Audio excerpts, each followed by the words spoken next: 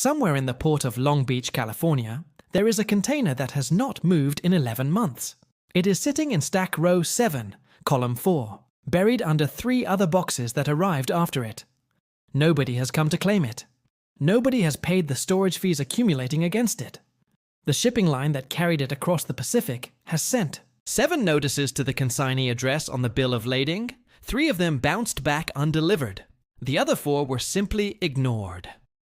Inside this container, depending on who you ask, is either a shipment of ceramic floor tiles, a load of synthetic textile rolls, or nothing at all, because sometimes the paperwork and the physical contents stopped matching each other several transactions ago. The Port Authority has flagged it as abandoned cargo, and the legal process to do anything about it, to auction it, destroy it, or simply move it, will take another 4 to 6 months minimum, assuming nobody contests it, which someone probably will. This single container is costing the terminal roughly $12 a day in occupied ground space. Multiply that by the tens of thousands of abandoned or unclaimed containers sitting in ports across the United States, Europe, and Southeast Asia at any given moment, and you begin to understand that this is not a paperwork problem. This is a structural feature of global trade that nobody designed on purpose and nobody knows how to undesign. To understand why abandoning a container is sometimes the rational financial decision, you have to understand what a container actually is within the economics of a shipping transaction. Most people assume the container is the shipping line's asset. They see the Maersk logo or the evergreen green painted across the side and assume that box belongs to whoever put their name on it.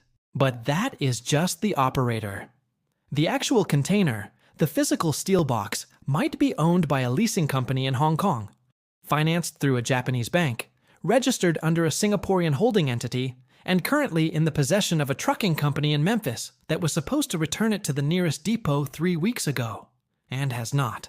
This is not unusual. This is the standard operating condition of roughly 40% of the world's container fleet at any given moment. Ownership, possession, and legal responsibility for a container are 3 entirely different things, and they rarely sit in the same set of hands at the same time. Here is where the economics start to get genuinely strange. A standard 20-foot container costs approximately $1,800 to $2,200 to manufacture new, straight out of a factory in Qingdao or Tianjin. It is 4,000 kilograms of Corten steel, some hardwood flooring, a set of hinges, and a rubber gasket. The Chinese manufacturing ecosystem can produce one of these boxes so efficiently, at such industrial scale, that the per-unit cost has barely moved in 20 years in real terms.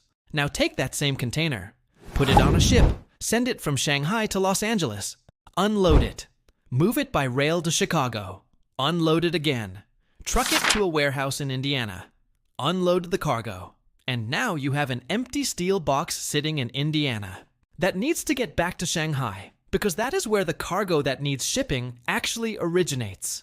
What does it cost to get that empty box from Indiana back to Shanghai? Between $2,000 and $3,000, sometimes more, when you add the inland trucking to the nearest railhead, the rail repositioning to the port, the terminal handling fees, to lift and stack it, and the ocean freight for a box generating 0 revenue on the return leg. You read that correctly. It costs more to return the empty container than it costs to build a brand new one in China. The old box is not worth moving. Mathematically, it is cheaper to abandon it and order a new one. This calculation, repeated millions of times a year across thousands of importers, freight forwarders, trucking companies, and shipping lines, is why the United States alone has accumulated a structural surplus of empty containers that at peak moments has exceeded 3 million units. These boxes are not lost. They are known. They are tracked in databases. They are sitting in chassis yards and port stacks and warehouse parking lots across the American interior. They are simply not worth the cost of moving back to where they are needed. And the people who technically own them, the leasing companies and shipping lines, have done the math and decided that the depreciation on an idle container in Ohio is cheaper than the repositioning cost to get it back to Yantian. So it sits, month after month, accruing nothing, contributing nothing, occupying space that costs money, until eventually the fee structure of wherever it is sitting forces some kind of resolution. But the problem does not stop at empty containers that are simply inconveniently located. It extends into a much darker category, containers that are abandoned with cargo still inside them. This happens more often than the industry publicly acknowledges, and it happens for a specific set of reasons that all trace back to the same root cause. The value of the cargo dropped below the cost of completing the transaction. A shipment of cheap consumer electronics might cost $14,000 to manufacture in Guangzhou. By the time it arrives in Rotterdam, the model has been discontinued. The buyer has sourced an alternative, or the importer has simply gone out of business in the 6 weeks it took to cross the ocean. The freight charges, the import duties, the customs clearance fees, and the port demurrage all add up to more than the cargo is now worth on the open market. The consignee does the math in about 30 seconds and stops answering their phone. The cargo is not worth claiming. The container becomes the port's problem. Ports have legal mechanisms for dealing with this, and every single one of them is slow, expensive, and deeply unsatisfying. In the United States, Customs and Border Protection has to classify the goods. If they contain anything regulated, hazardous, or ambiguously described on the manifest, which a striking percentage of them do, the process immediately becomes more complicated. The port or terminal operator, who is bearing the direct cost of the occupied ground space, cannot simply open the container and dispose of the contents. They have to wait for the legal abandonment period to expire. Then they have to notify all parties on record. Then they have to apply for permission to auction or destroy. Then someone has to physically deal with whatever is inside. Sometimes it is ceramic tiles. Sometimes it is spoiled food. Sometimes it is something considerably more complicated. In 2021, a container at the port of Beirut was flagged as abandoned, moved into a warehouse, and forgotten for 6 years. It was full of ammonium nitrate. You know how that story ended.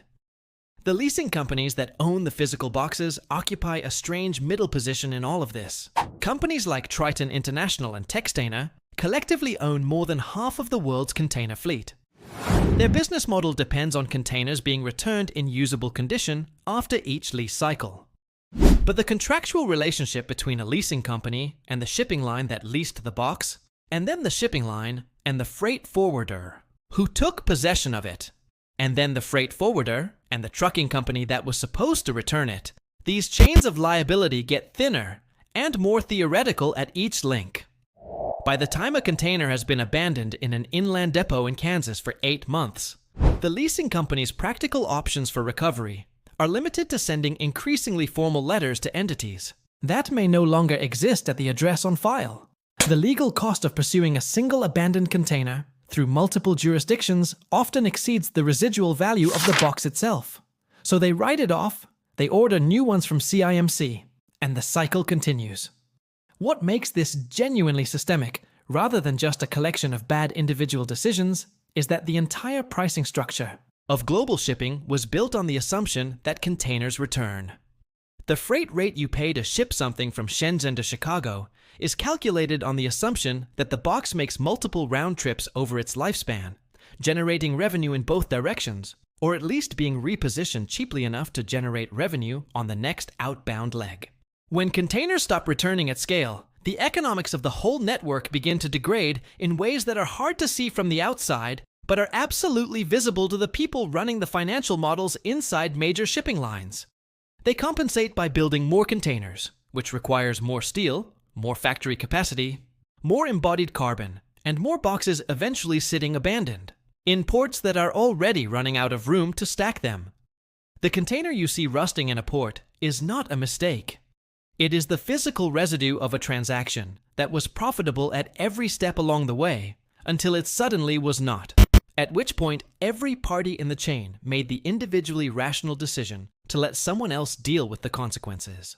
That someone else is always the port, always the coastal community, always the taxpayer who funds the regulatory agency trying to work out what to do with 40,000 tons of unclaimed steel and whatever is inside it.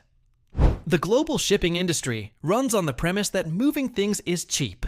What it never advertises is where the cost of cheap goes. It goes exactly here. Into a container that nobody owns, nobody wants, and nobody is coming back for.